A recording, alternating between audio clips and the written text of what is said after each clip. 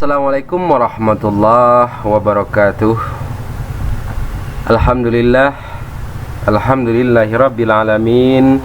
Wassalatu wassalamu ala asrafil anbiya'i wal mursalin wa ala alihi washabbihi rasulillahi ajma'in.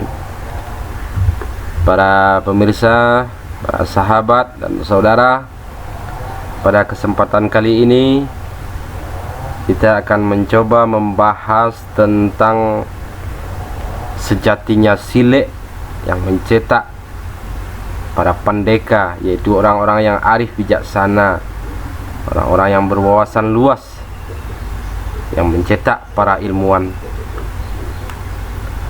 Sile adalah himpunan pengetahuan dan pemahaman para leluhur Minangkabau yang dirumuskan kemudian diwujudkan dalam gerak langkah sebagai wujud asli, sebagai bayangan wujud asli kepribadian Minangkabau. Sasaran merupakan salah satu wadah yang menjadi tempat pembelajaran sile.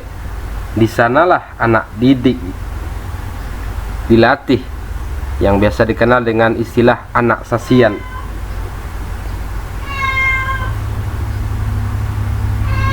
Anak-anak atau murid dilatih mengembangkan cakrawala berpikir, menggali potensi diri, memahami pengetahuan, mencari pemahaman dari setiap sisi pengetahuan yang didapatkan, baik dari surau dimanapun.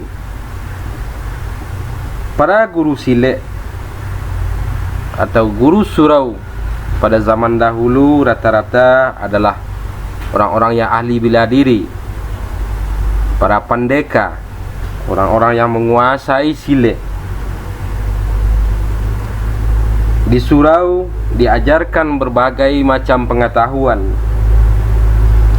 baik itu pengetahuan tentang agama yang memberikan dasar akidah, yang mengokohkan keimanan, yang menata kepribadian menjadi pribadi-pribadi yang berbudi, pribadi yang beretika, pribadi yang berakhlak. Bukan sekedar pengetahuan agama, di surau juga diajarkan pengetahuan tentang adat, budaya, dan lain sebagainya. Bahkan di surau juga diajarkan tentang sains, tentang ilmu pengetahuan. Di surau diajarkan tentang proses kejadian alam, dan itu memang sesuai dengan kemampuan dan keahlian daripada murid yang akan diajar. Pengetahuan tentang kejadian alam dinarasikan dengan penjelasan yang sangat jelas, sebagaimana yang dirumuskan dalam Tambo Alam Minangkabau, sebagaimana yang diungkapkan dalam dialek Minangkabau, samaso alun barabalun masolawi secampak jalo tanah darek balu leleba nan timbu gunung Merapi. Dalam ungkapan kalimat ini menyimpan pengetahuan yang sangat luas, menyimpan ilmu yang sangat banyak, terutama tentang asal muasal atau proses kejadian alam. Kalau dipahami secara lebih luas, ungkapan tersebut mengisyaratkan tentang kejadian alam, di mana kata yang ungkapan yang mengatakan masolawi secampak jalo mengisyaratkan tentang ketika segala sesuatu itu masih berada dalam kesatuan, masih menyatu.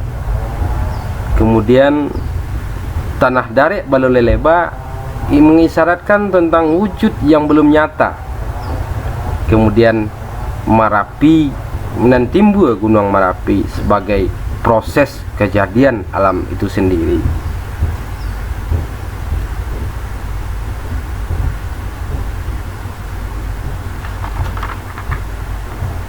Hal ini juga bersumber dari Al-Quran, dikutip dari surat Al-Anbiya ayat yang ke-30, di mana Allah Subhanahu wa taala menjelaskan, dan apakah orang-orang kafir tidak mengetahui bahwa langit dan bumi dahulunya menyatu, kemudian kami pisahkan antara keduanya, dan kami jadikan segala sesuatu yang hidup berasal dari air, maka mengapa mereka tidak beriman? Quran surat Al-Anbiya ayat yang ke-30. Dalam ayat di atas, Allah Subhanahu wa taala menjelaskan bahwa langit dan bumi dahulunya satu. Kemudian Allah Subhanahu wa taala memisahkan di antara keduanya dan menjadikan segala sesuatu yang hidup dari air. Kita kembali kepada ungkapan dalam tambo yang telah kita sampaikan tadi. Lawi secampak jalo mengisyaratkan tentang cikal bakal segala sesuatu di alam semesta, atau cikal bakal alam semesta itu sendiri.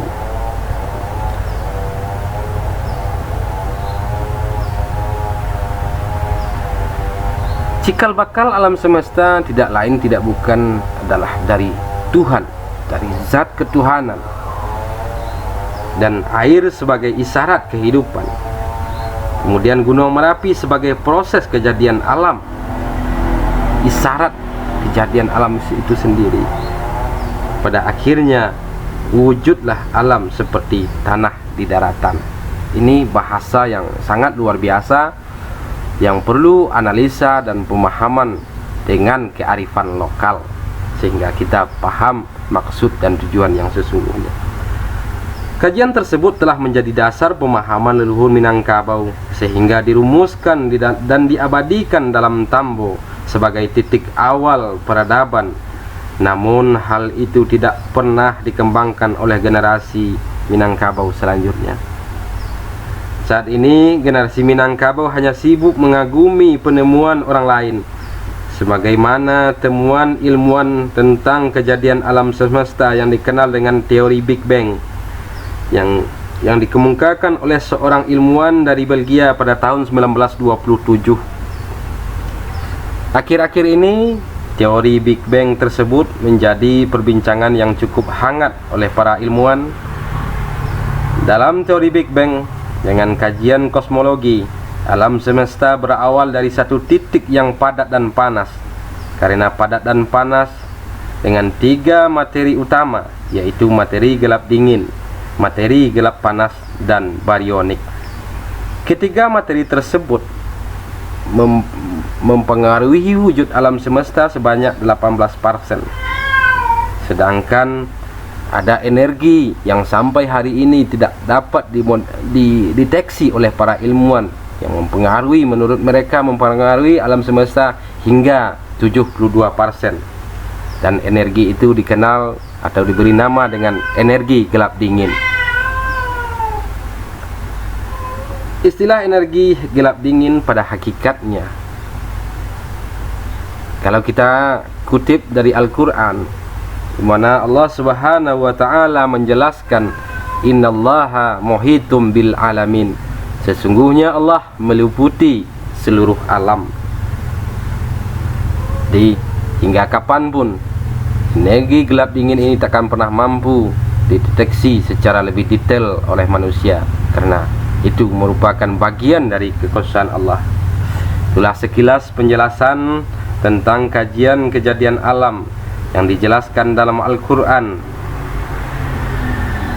yang baru dikaji oleh para ilmuwan, sementara leluhur Minangkabau telah menjadikan hal itu sebagai dasar pemahaman yang telah diabadikan dalam tambo sebagai pedoman, kemudian dikembangkan dalam menyusun adat dan budaya Minangkabau, yang dirumuskan dan diwujudkan dalam gerak langkah Silek Minangkabau yang berawal dari keseimbangan dan keteraturan yang dipahami dari kajian kejadian alam, sehingga Silek melahirkan para pendeka yaitu orang-orang yang arif dengan wawasan yang luas sehingga mampu mencetak para ilmuwan. Inilah tugas kita bersama, menelusuri, menggali isyarat yang tersimpan dalam gerak langkah Silek Minangkabau. Sebagai kata penutup, guru besar Minangkabau adalah alam semesta, sebagaimana ungkapan yang mengatakan, di walun saleba kuku, di kambang seleba alam, alam tak kambang jadi guru, bumi jo langit keteladan. Dan ungkapan ini menyimpan makna dan pelajaran yang sangat luas.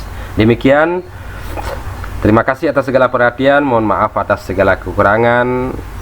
Alhamdulillahirabbil alamin. Assalamualaikum warahmatullahi wabarakatuh.